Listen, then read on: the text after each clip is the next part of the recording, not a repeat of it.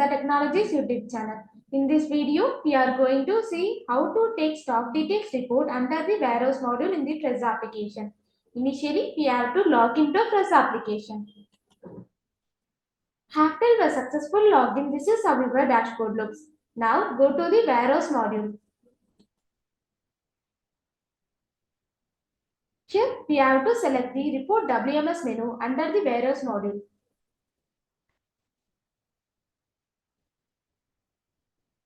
Now, we have to select the Stock Details Report menu.